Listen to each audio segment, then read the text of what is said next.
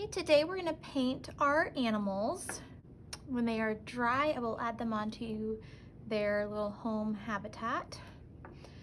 We're using the ice cube trays of paint. The colors here are your color options.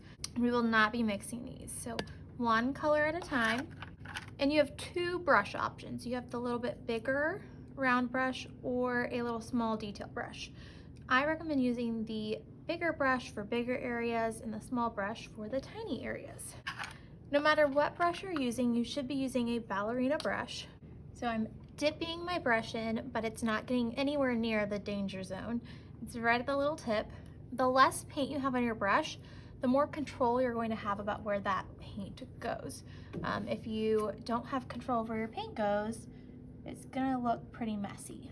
Now we are painting something 3D, so that means that there are crevices. We're gonna have to hold it as we paint, turn it, get every angle that's gonna be seen. So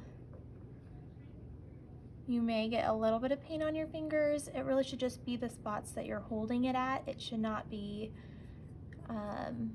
your whole hand or arm or any other piece of your body.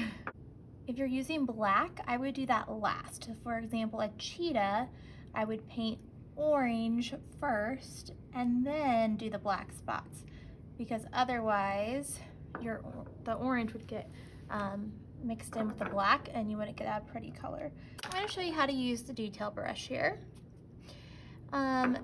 You can see it's starting to get a bit of a bad hairdo, and it's almost to the point where I can't fix it, and that's because people are digging their paintbrush onto their, digging it onto their piece. You want to keep it nice and tall, like on its tiptoes, because that will keep everything sharp, where I can just get a nice dot here or get that nose. So really you want to use that detail brush just for those little tiny bits. Anytime I'm getting a color, I'm making sure my brush is clean. Then when it's done, we will set it to dry.